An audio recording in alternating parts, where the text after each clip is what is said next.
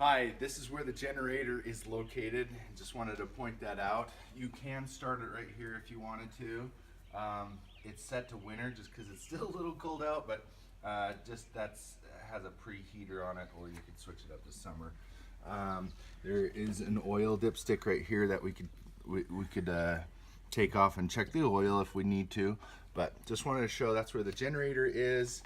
Of course, it's by this little tailpipe. Also, just so you know, this is where the water heater, I believe, is, and so that could get hot, so you don't want to touch that. This is really just another bin. Guess we're just kind of gonna go through bins real quick, maybe. But this is where the sewer stuff is. So you can use that hose, and this thing makes it so that it's nice and level when you hook it up. Say you're at a RV park and you want it to drain properly, you'll hook it up right here. Usually what I do is pull the sewage holding tank first, and then when you hear some trickles, you can then pull the gray water or the wastewater holding tank from the sinks and things like that. So that's where that stuff is. There is a tiny little sewer hose in here, and the reason why you'd want to use that is some places will just have a big grate, and you could just drop it. And I mean, I don't know, I'll just hook up the hose and just drop it like that, but I don't need a big hose for that, so I can get the little hose out of here.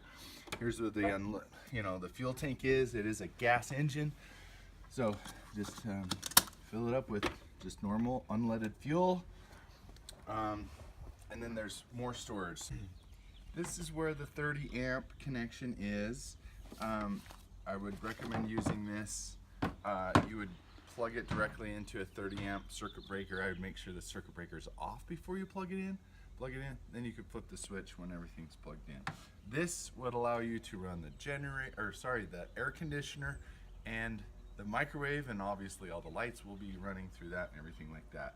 Something to note is that you could plug this into the end of it. Actually, it's plugged into my house right now, and it allows you to just be able to run like the lights and plug like a vacuum in, and of course the microwave works. What was that? I didn't. But really you don't want to run the air conditioning off of this kind of a connection, just because it's not enough amperage. This cord is actually not even enough. There's a one in here that you can use.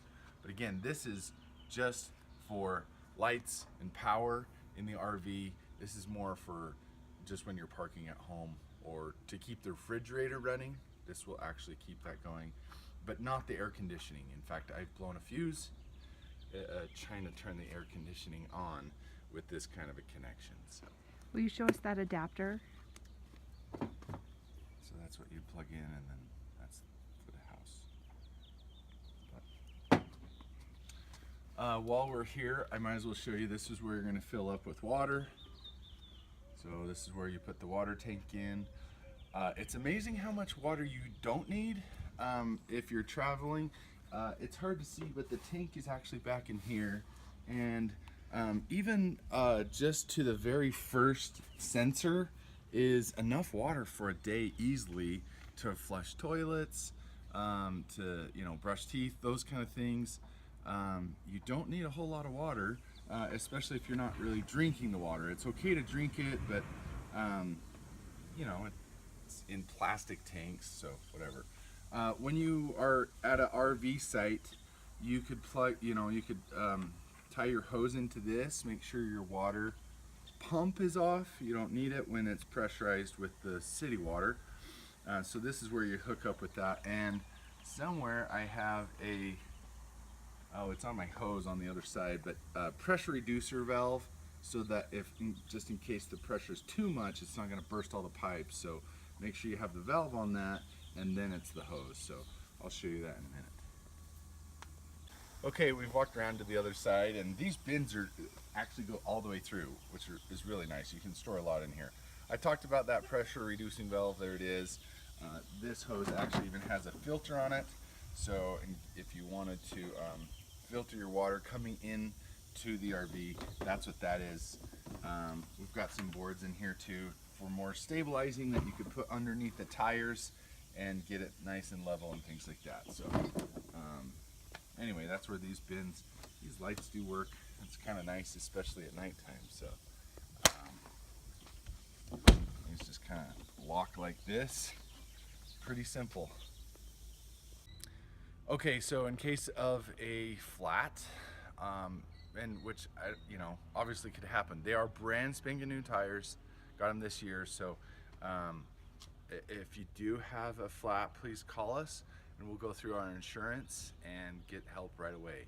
So something to note though is these jacks are not meant for lifting the vehicle. Those are the leveling jacks. They're so just for really leveling or stabilize. stabilizing. So anyway, we'll go through our Good Sam and get the proper help that you'll need. Somebody will come out and change the tire for you if you ever have a flat. So just remember that. Also, the ladder probably has a weight restriction of about 300 pounds. I'm about 240. It's plenty of weight for me. So, but there's really no need to go up there unless something's wrong with the AC unit or something. It could be kind of slippery and dangerous up there, so don't want kids playing around up there, etc., etc. So this is where the propane refill tank is. It's a pretty big tank, and surprisingly the refrigerator really sips on this propane, so it will last a long time. But anyway, you'll take it to a service center and they'll really mostly do all the work, but that's where they fill it up. And if for some reason it's off, this is where you'll turn it on. This is actually to close it right now. So that direction is to turn it on, which is fine for right now. So that's where the propane is. I'm gonna just mention real quick while we're out here, the awning. Insurance has asked us not to have people use the awning. It's very hard to use. I actually have never opened this one. I broke one on another one because it's actually pretty hard to operate. You really want two people, but please don't use the awning. In fact, I might even duct tape it just so that it doesn't even fly open when you're driving, because that actually has happened. So also, while we're here, this is where the batteries are. They're brand spanking new batteries. I have a toolbox in here if you ever need some tools, and I also have some oil.